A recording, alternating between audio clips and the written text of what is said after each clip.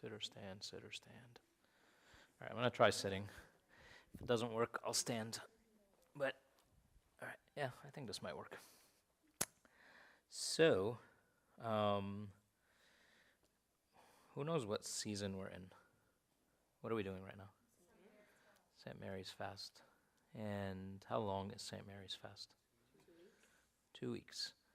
At one point, St. Mary's Fast was 3 weeks. And some people still kind of celebrate it as a 3-week fast now. But the vast majority of people celebrate it as a 2-week fast. So since this Thursday happened to fall right in the middle of it, I figured, hey, what's better time to talk to St. Mary than now? But there's so much stuff about St. Mary, right? Like, people talk about St. Mary all the time. Has anybody here ever read anything about St. Mary? Seriously? Nobody? Nobody's ever read anything about St. Mary? All right. Like in the Bible, okay? I mean, I was just thinking, like, there's a lot of, like, St. Mary books written about her dormition, her virginity, like, there's a ton of different books. Nothing? No one? All right. Very good. Does anybody, do we all know, like, St. Mary? Like, is she an important figure in Christianity? What do you guys think? Like, somewhat? Yeah? You just don't read about her? It's not interesting enough? Very good. All right.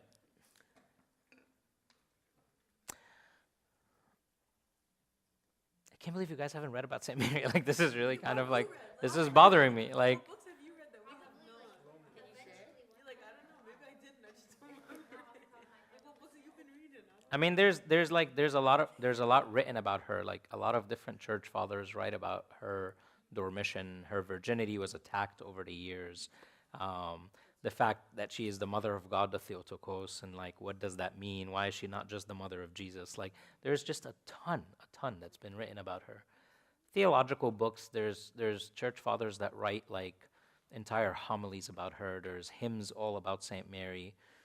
Are the front seats taken? Is that why? Did you guys? Is this like pink? People in pink sit in the back? Is that what's happening? What? You have to break your neck. I see that. Too close for too long? Riding in the same bus for like 2 weeks? I don't have a favorite St. Mary book, but there's a book that I like reading. I read it a couple of times, and I'm not great with titles, but it focuses on her dormition and what happened when she died. And I think, there's just like a lot of talks about, like, oh, where's her body? Like, is it in heaven? Is it in paradise? Is it anywhere specific? And, there's just people talk about that all the time. No people in this room, obviously, but some people talk about that all the time. Anyway, all right. Forget that question. At least you know who St. Mary is, right? Everybody knows who St. Mary is. She's the mother of God. She's great. Well, I have great news, right? Jesus chose her for himself, but not just that. He chose her for himself, and he chose her for us. So that's kind of the focus of what we're going to do today, right? I want us, like, the whole thing is like maybe 7 slides, right? I don't have a ton of slides, and it's going to be very short. But on every slide, I want you to wonder, what does it mean he chose her for us, right? I mean, we know she's the mother of God. She's the Theotokos. She carried him. She gave birth to him. She was there at the cross. He gave her to St. John. But I want you to think for us, okay, as we talk about everything.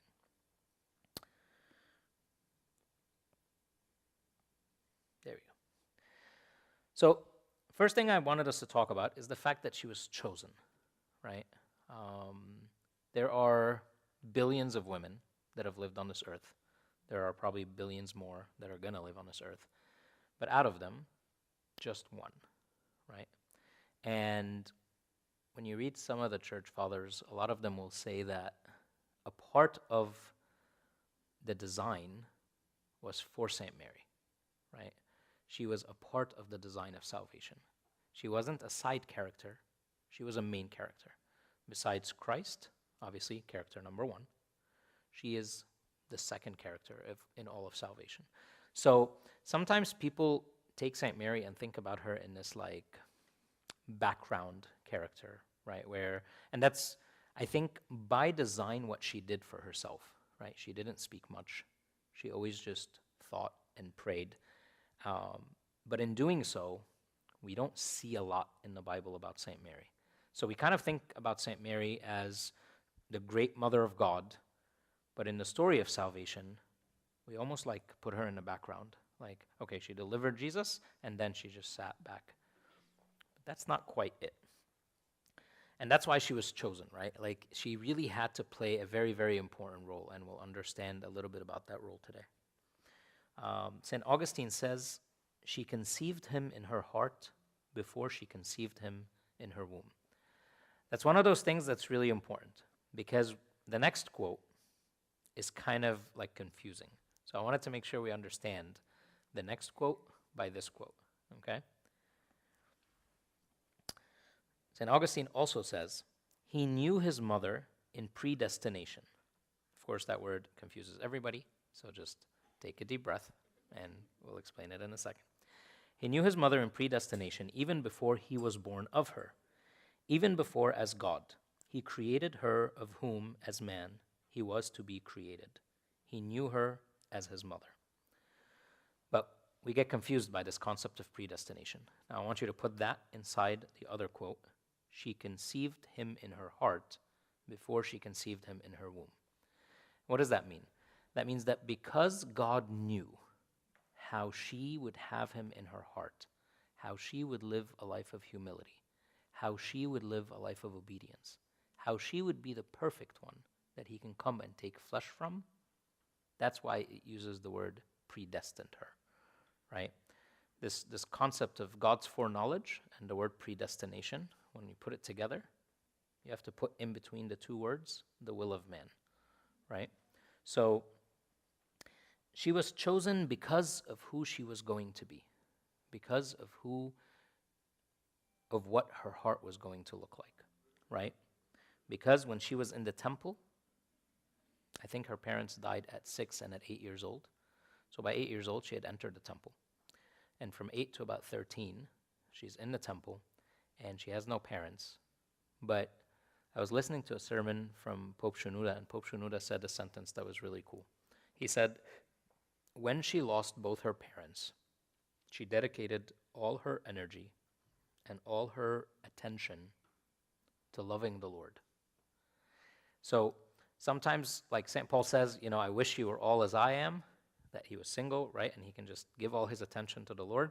And he says that, it's okay to be married, but I know that marriage is going to, grab your attention here. You got to cook, you got to clean, you got to take care of your wife, you got to take care of your kids. So there's a little bit of distraction, right? And Pope Shenouda was saying, when her parents died and she went into the temple, she didn't go and search for other distractions.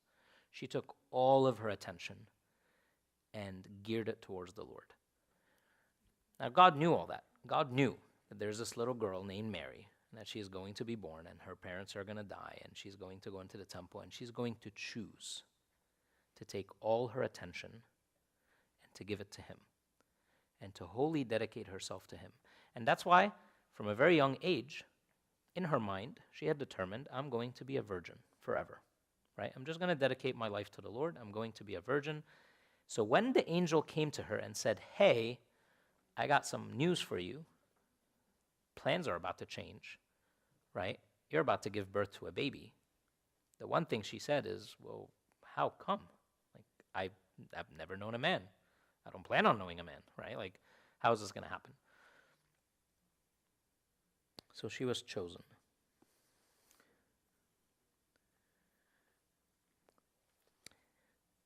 She was chosen because a part of salvation was Jesus was going to be the new Adam. But the new Adam also needs what? It's on the screen, guys. He needs a new Eve, right? So he needed someone that was going to be so obedient that there's no disobedience in her like there was in Eve. And that's Saint Mary. There couldn't be a new Adam without a new Eve. Although salvation comes from Christ, he wanted a new Eve standing next to him, taking part of this salvation plan, just as Adam and Eve both took part in the fall of man. So it's really important, and this fact is very, very important, because sometimes we argue back and forth like men and women, like, who's the reason why we fell? I mean, it doesn't really matter, right? Like, two people fell, and although Christ was our salvation, he chose to make sure that there was a new Eve next to him, so that way men can never look at women and say, oh, you're the reason we fell. Well, there was a woman there also a part of the story of salvation. Saint Irenaeus of Lyon says, the knot of Eve's disobedience was loosed by the obedience of Mary.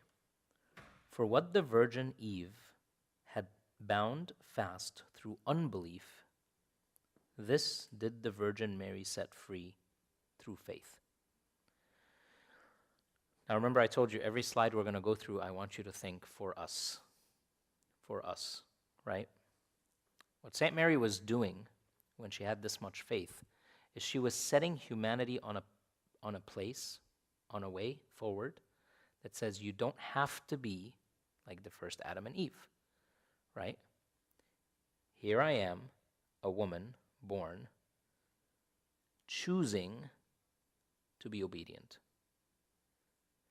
And after Christ dies and resurrects and goes to heaven, he gives us so much more power to be able to do that. Like St. Mary was able to do something that no other human really was going to do, right? And just be that obedient. But then Christ comes and gives us his divine power through salvation to say, I'm not just going to leave you like that, I'm going to give you even more power to be called sons of the living God, so you can resist all temptation, so you can step on serpents, scorpions, all the power of the enemy, right? So when he chose her for him, he also chose her for us as an example.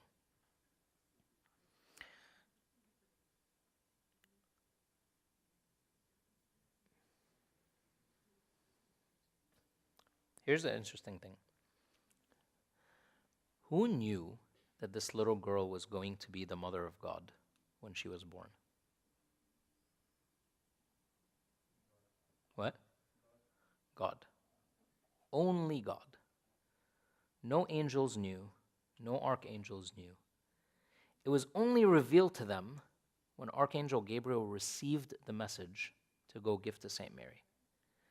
So, one of the biggest secrets in humanity, who is going to be the one that Jesus comes from? Many, many women in the Old Testament would want that honor, right? Let me be the mother of God. Let me be the one that he comes from. Let me be the one that helps fulfill the promise. And that's why women in the Old Testament, when they were barren, they were filled with reproach, right? Because if you're barren, you are for sure not going to be chosen to be the one that participates in this plan of salvation. I was listening the other day to something, and they were asking, one of the abunas was asking, and then he answered, obviously, but he said, why do you guys think the women that were barren in the Old Testament were barren? Like Sarah, Rachel, all these women were barren before they gave birth. St. John's mother, Elizabeth, barren before she gives birth. Why? What's the reason?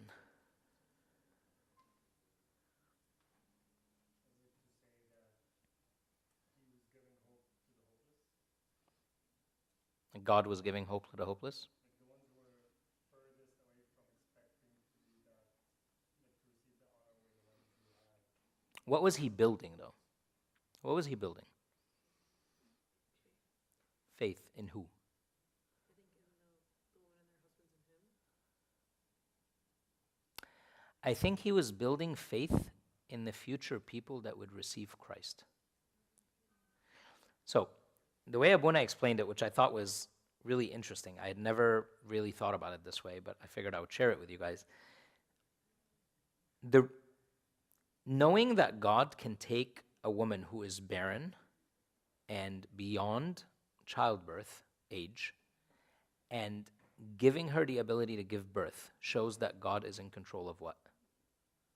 How birth happens, no matter what, right? Nothing is outside of his control. So he builds throughout the Old Testament all these examples of barren women, all the way up to who? Elizabeth. The one that is used in the Annunciation by the angel as an example of how nothing is beyond God's power to St. Mary. Because when St. Mary says, how is this going to be to me? I've never known a man. What is the example he gives her of like something crazy that just happened as like a way to help her understand? He says, oh, by the way, Elizabeth, who is barren, she's pregnant. So all these examples were to set everyone's mind at ease that when a virgin can give birth, look, you've seen a lot of barren women give birth. Yes, this one's a little bit different. This one's even higher because she's about to give birth to Christ himself. But remember that there's so many examples of God working the impossible, right? A 90-year-old woman giving birth is impossible, right? You've gone through menopause, you're not producing eggs anymore, it's impossible, right?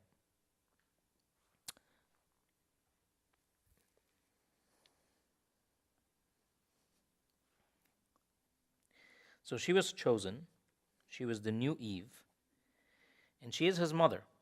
Saint Ephraim the Syrian says, you alone and your mother are more beautiful than any others, for there is no blemish in you or any stains upon your mother.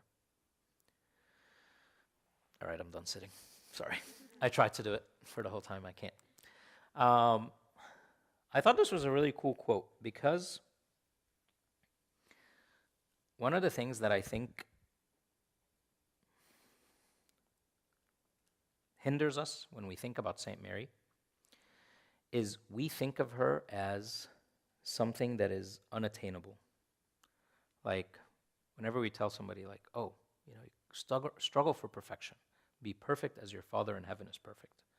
What do people usually say? I'm just human. I'm just human. I'm just human, as if that's an excuse, right? Well, Jesus chose a human, a little 13-year-old girl named Mary, and she is without blemish, right?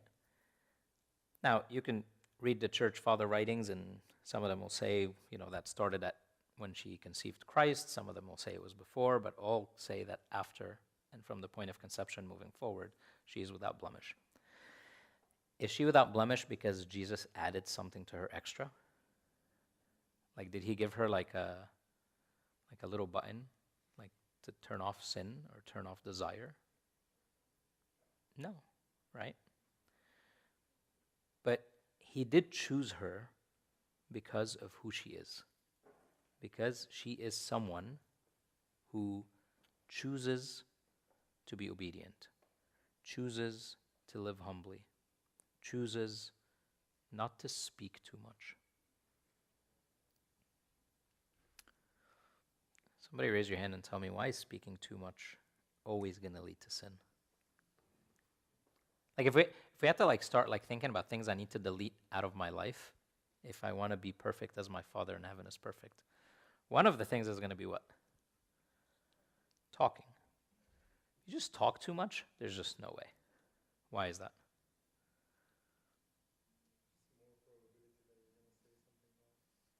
How? It's funny, I'm looking at your faces and I feel like the ladies are a little bit annoyed by the idea that I'm saying less talking. The guys are like, I don't really talk that much anyway. But why? Why is talking problematic? I talk a lot, by the way, so I'm on the ladies' side. I find that very difficult, yes? Because you're not thinking before you're talking. Idle words do nothing for you. You're actually going to be judged for every idle word you will speak. So yes.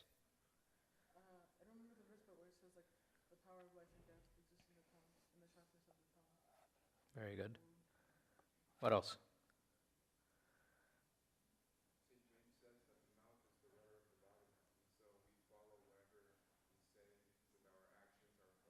Mhm. Our tongue is a sure way to hell. There's no question. The more we use it, the more we will gossip, the more we will sin by saying things we shouldn't say. Have you ever thought to yourself of a joke and you're like, I don't know if this is appropriate or not appropriate. And then you sound it out loud, and after you sound it out loud, you're like, I shouldn't have said it. Has anybody done that before? No? Yes? Okay. All right, there's more people here. Has anybody ever read any books about St. Mary? Still? What is wrong with you people? What? Probably eventually? Yeah. Nothing? You didn't know there's books just about her? Wait. Okay, books about the miracles. Okay. All right, that's in the vein. That's good. All right, one person. I wonder how many more people it would take for me to find somebody.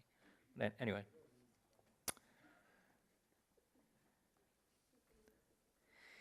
In Psalm 45:9, it says, King's daughters are among your honorable women. At your right hand stands the queen in gold from Ophir. St. Mary was so special that she is going to sit in a place where no one sits in heaven. No archangel, no angel, no prophet, no apostle. She's going to sit at the right hand of the King. She's going to sit at the right hand of Christ himself, right? But that is because you alone and your mother are more beautiful than any others, for there is no blemish in you, nor any stains upon your mother. To me, St. Mary is hope for us. Once again, she was chosen for him and for us. She's hope. Because if a human that had no divinity in her can sit at the right hand of the King, then there's definitely hope for me to at least make it into the kingdom, right? As long as I follow her example. One of which, less words. Less words. St. Mary was also described as a cloud. For him, and I'll tell you how it is for us. In Isaiah 19:1, it says, Behold, the Lord rides on a swift cloud and will come into Egypt. The idols of Egypt will totter at his presence, and the heart of Egypt will melt in its midst. Now, we just went to Egypt. There's a group that just went to Egypt on mission trip. And we went, and one of the places we visited was a church where St. Mary and Christ slept in a cave, hiding from people. And we literally saw a little thing where St. Mary used to lay Christ on it, and like a well where he drank from, and she drank from. There's several spots like that all throughout Egypt. So in Isaiah 19:1, the swift cloud that the Lord is riding on, St. Mary herself, right? She carries him throughout Egypt for those 3 years. He's in Egypt for 3 years, and he's running from city to city to city to city, because every time he goes somewhere, all the idols break down, and the people of that city throw them out. And they say, you're not welcome here. So we get the blessing today that Christ went practically throughout all of Egypt, being chased around by people, right? The only country in the world that can say Jesus visited almost every place in it. So for him, she was a cloud that carried him. But when you read also in the Bible, there's mentions of a cloud being a shade, a source of shade, right? And when you think about St. Mary and her relationship with us, we look at St. Mary as the number one intercessor in the church, right? Whether you love St. George, whether you love St. Mina, whether you love St. Cyril, no matter who your intercessor is, usually, if you're smart enough, St. Mary is your number one intercessor and everybody else comes after her, right? Why? Because she sits at the right hand of the King. because she is the closest to his ears, because she is willing to be a shade for all of us, right? And just like she offered her son to us, she also offers us to her son, right? So it's kind of important to remember that she was a cloud to him by carrying him throughout his journeys as a child, and she's a cloud to us today by serving as shade, as a source of intercession for each one of us. St. Cyril the Great says, "The glittering cloud which carried the child Jesus to Egypt was his mother, St. Mary, who surpassed the cloud in purity." So you can look at a cloud and it's really white. Well, St. Mary's even whiter than that. That's how pure she is.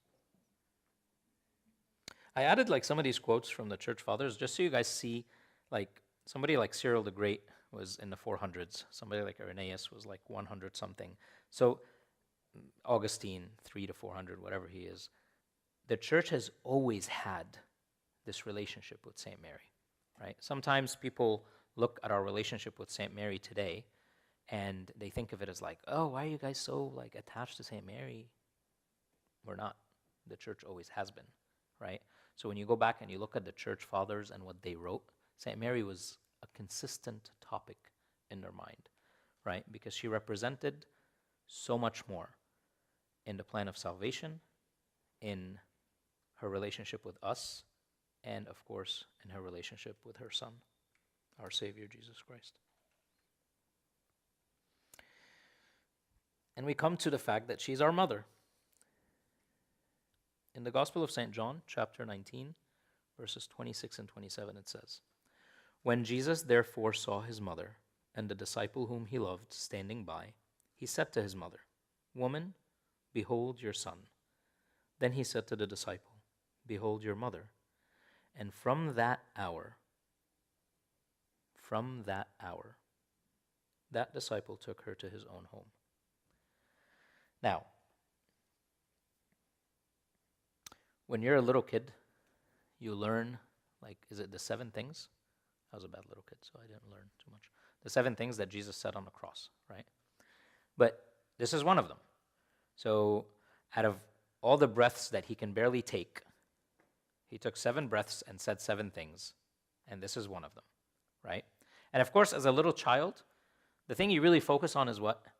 Jesus really loves his mother. He wanted to make sure she's taken care of before he died, which is true. That's a part of the equation, right? But my question to you is this. Was Jesus really worried about where she was going to sleep that night? Was that the thing? There was 12 apostles, there was Mary and Martha, there was Lazarus, there was a bunch of people, right? St. Mary was not going to have a hard time finding a home to sleep in. But he did. He wanted to show care for his mother before he goes. But what was the other reason that he gives her to St. John? What is Jesus doing for us?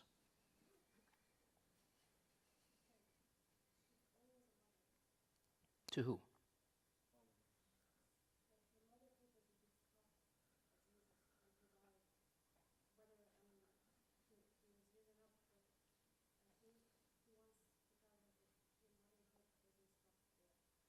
Why specifically John? There were other Marys there. Why specifically John? He could have told one of the other Marys, "Mary, take Mary to be your mother." John represents one of his disciples, so he represents the church as one of the priests as well. St. John represents the apostles. He represents the church and represents all believers moving forward. So when Christ gives St. Mary to St. John, he doesn't just give her to John, the person that happened to be standing there. He gives her to the entirety of the apostles. He gives her to all the believers that are going to come out of the church. And that's why in the book of Revelation, I don't know, did we go through it already? We did, right? Let's see. Oh, just kidding. That's the next one. Now a great sign appeared in heaven, a woman clothed with the sun, with the moon under her feet, and on her head a garland of 12 stars. When the church father looked at that verse in the book of Revelation, they all interpreted it in 2 ways. That woman is the church, and that woman is St. Mary. Right? So there is this connection that from that moment that Christ gives St. Mary to St. John, that connection never goes away. That connection is between St. Mary and her motherhood to the church and all of us through the church. So when we live our lives away from someone like St. Mary, we are spiritually missing our mother, which is dangerous, right? Like when you ask people psychologically, like therapists, what's the best thing for a child? Is to have a good, healthy father and a good, healthy mother. Healthy childhood is the best thing for a person, right? Can't do any better. It's the same thing spiritually, right? Our Lord is our Father, and the church is our mother, but the church lives inside of St. Mary. So if I don't have a relationship with her, I am missing out on a lot. Especially when Christ used one of the 7 breaths he spoke with on the cross to hand her to us in the form of St. John and say, "Woman, behold your son. Behold your sons and daughters." From that hour, that disciple took her to his own home. So today, as you walk out of here, I want you just to ask yourself a question. Have I taken her to my home? Have I taken St. Mary to my home? Do I understand her role in my life? Or am I kind of like busy? You know, I say our Father, I speak to Jesus, maybe. But yet he left me an entire family. He left me a mother. On the cross, he left me a mother, right? Do I know that? But once again, he chose her for himself, and he chose her for us. She is a mother to him, and she is a mother to us. This is the most important piece. The Gospel of St. Matthew, chapter 12, 49 and 50. It says, "And he stretched out his hand towards his disciples and said, 'Here are my mother and my brothers. For whoever does the will of my Father in heaven is my brother and sister and mother.'"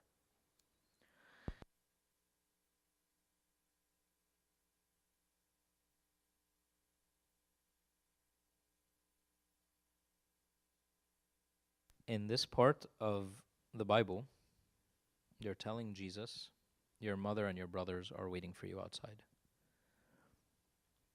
And interestingly, he says, "Here are my mother and my brothers, for whoever does the will of my Father in heaven is my brother and my sister and my mother." And some people took that as kind of like lowering the stance of St. Mary. Like, oh, he made everybody equal. That's not what the church understood this to be. So when you go back and you read the church fathers in the early church, they understood that actually Christ was elevating everyone else, not bringing St. Mary down. Was saying that obedience, just as his mother was obedient, is the key. So anybody who is obedient like his mother, anybody who takes her as the example, anybody who strives for this level of obedience gets to become the family of God. So once again, he chooses someone that is going to serve as an example, because whoever does the will of my Father in heaven is my brother and sister and mother. Now, if Jesus had said that sentence or that verse without a human example, we would have a problem. We would say, well, I guess none of us will be your brother and mother and sister, right? Like, who can do that? But he gives us a fully human example, right? Because I don't know how many times I tell my kids something about Jesus, and they're like, yeah, but that's Jesus. I'm just a human. So my natural next answer is what? What about St. Mary? Okay, like you don't want to live up to Christ's image, although that is what we're called to do. Fine. What about St. Mary? Here's a woman, completely human, no divinity in her.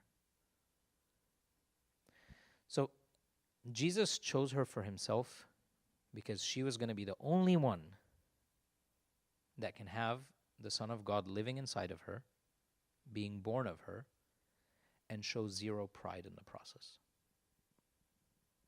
So now I have to wonder, what is it that I have pride about? My job? Like, is it in my job description to be the Father of God? Is it in your job description to be the Mother of God? No. Then your job sucks. You should not have pride. What else do I have pride in? My looks? I mean, I know I look great, but like, just it's okay. Like, besides that, what else do I have pride in? What else can I stand in front of the Lord, and when He tells me, John, why were you full of pride? What excuse will I give? Because His perfect example, as He asks me that question, is going to say, what? Look to my right, John. Who's sitting here? I'm going to say, oh, it's St. Mary. He says, okay, she was the mother of God, and she had no pride in her. So when I start fighting against my pride, I need to fight with hope.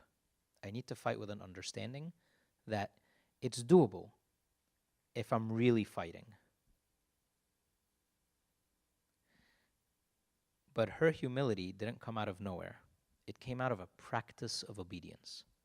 So believe it or not, humility is born from obedience, right? You have to practice obedience, and humility will be born inside your heart. She was obedient since the age of 8. He said, you're going to go to the temple. That's where you're going to live. She said, okay. The angel appears to her 5 years later, or 7 years later. What's my math? 6 years later, whatever it is. And says, hey, you're no longer going to be a virgin. You're going to have a baby. And she says, okay. You're going to change my plans? Okay. Let it be to me according to your plan, to your will. At no point does St. Mary choose anything for herself. She's told you're going to be the mother of God. She accepts that. But then she's told what? Run to Egypt.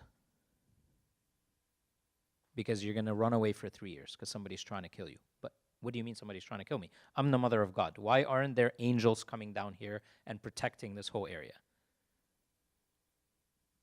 I probably would have asked that question, but that's why I could never be the mother of God, right? Like, my expectations would be, I'm going to have an angel army protecting me. Her expectation was, I'm the mother of God, I run to Egypt. That's okay. That fits. Like, at no point did she measure ahead, right? She wasn't like, oh, you called me the mother of God, then this, and this must happen. I'm the mother of God, then I'm going to go to Elizabeth and serve her in her last 3 months of pregnancy. She arrives at Elizabeth, and Elizabeth says what to her? At the sound of your voice. So I give a lot of talks, right? I've never had anybody tell me at the sound of your voice the Holy Spirit entered me. I think that would blow my mind, and I would never come back from pride. Like, I would lose my mind if somebody said that to me. But St. Mary, somebody did say that to her. At the sound of your voice, I was filled of the Holy Spirit, and the baby leaped in my womb. Did that change anything about St. Mary? Nothing. After hearing that sentence, she serves her for 3 months, comes back, is accused by Joseph. Oh, you went away for 3 months and now you're pregnant? Great. I'm going to put you away just because I don't want to make an example out of you. You know what I would have done if I was St. Mary? I would have called down an angel and just like killed him. But that's why I'm not St. Mary, right? What does St. Mary do? Nothing. She stays silent. You're going to be the mother of God. Okay, I'm being accused of adultery here. But that's fine. That's just a part of the plan. So she stays silent. I just want you guys to understand that every step St. Mary took, she practiced obedience. When she was being accused, she practiced obedience. When she was being filled with words that would make anybody else prideful, she practiced obedience in the fact that I am just a little girl. I should not think of myself higher than I am. So when God chose her for himself, and he chose her for us, it is because there is nothing about Saint Mary that I cannot use in my daily life to fight whatever I'm going through. She's an example in everything. She can handle praise and never get filled. She can handle being accused and never be angry. She can handle running in Egypt for 3 years. Who went to Egypt mission trip? We were there for 2 weeks. Can you run around the desert for 3 years? Saint Mary did that with a baby on a donkey with Saint Joseph. As the mother of God. We were complaining that like the heat wasn't the AC wasn't working at night. She didn't complain for 3 years being chased throughout Egypt. And like we saw one of the living conditions that she lived in. It was a cave. Literally a cave. By the time we saw the cave, there was lights, there was stairs. You know, they had like nice things that you can eat in the canteen outside. When she was in that cave, there was nothing. Like it was just sand and a cave, right? And heat. I just because sometimes like we talk about things and we walk right past it without really thinking, what does that mean? What does it mean for the mother of God to live not like the mother of God? She lives like a little servant girl everywhere she goes, right? That's why if you don't have a relationship with Saint Mary, you're missing out on the greatest example of your life. How can I fight pride when the greatest example of someone fighting pride is not someone I think about? How can I be obedient when the greatest example of obedience is someone I don't have a relationship with? He chose Saint Mary for himself, and he chose her for us, because that's exactly who we needed to fulfill the plan of salvation he has for us. Questions, comments, concerns?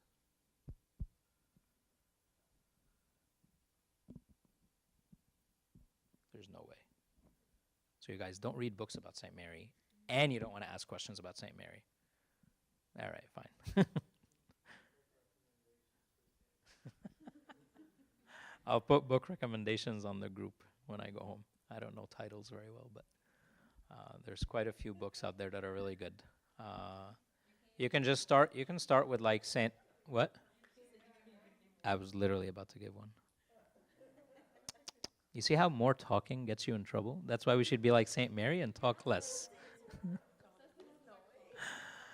There's a book by Saint Ephraim the Syrian of like hymns that are just Saint Mary specific.